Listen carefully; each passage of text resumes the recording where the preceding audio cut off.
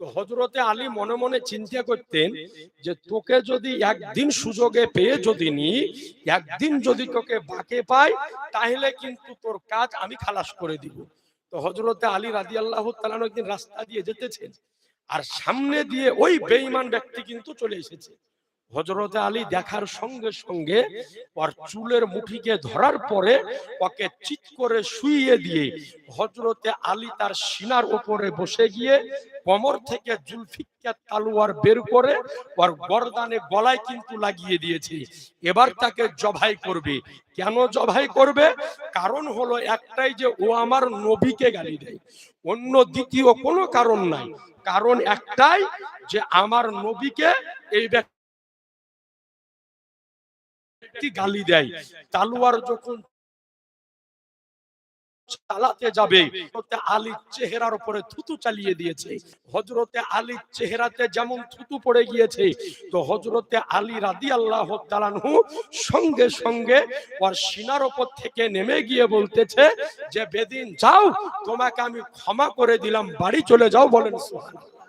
আজ বলেন আমার আপনার মতো লোক যদি হতাম, তো এত রাগ হতো যে এক তো আমার নবীকে গালি দিস, আর দ্বিতীয় আমার মুখে থুতু মেরেছিস, তোকে যদি কেটে 1 টন করতে আমি 3 টন করব।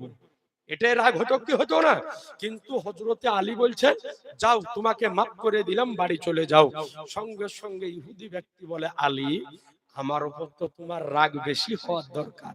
এক তোমার নবীকে গালি দি, আর 2 তোমার চেহারাতে থুতু মেরেছি, আমাকে মাফ কেন করছো, আমাকে ক্ষমা কেন করছো? তো বলে শোনো বেদিন, শোনো, আজকে তোমাকে ধরে চিৎ করে শুইয়ে তোমার সিনার উপরে বসে তোমার গলাতে তলোয়ার এই কারণে লাগিয়েছিলাম যে তুমি আমার নবীকে গালি দাও, এই কারণে তোমাকে জবাই করার ইরাদা করেছিলাম। কিন্তু যেই মুহূর্তে তুমি আমার চেহারার উপরে, আমার মুখের উপরে থুতু চালিয়ে দিয়েছো, ওই মুহূর্ত থেকে নবীকে গালি দেওয়ার কথা আমি ভুলে গিয়েছি।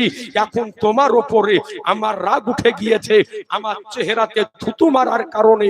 তো এই মুহূর্তে তোমাকে যদি আমি জবাই করে দিই, তো এটা নবীকে গালি দেওয়ার কারণে হবে না, বরং এটা হবে আমার চেহারাতে থুতু মারার কারণে।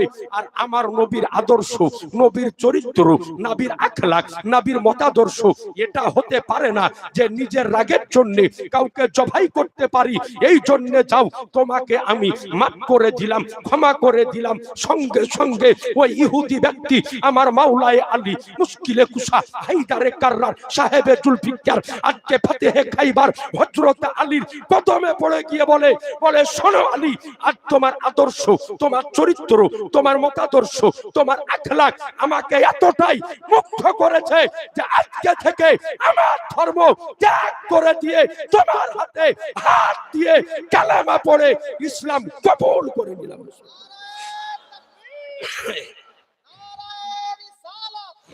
রাসূলুল্লাহ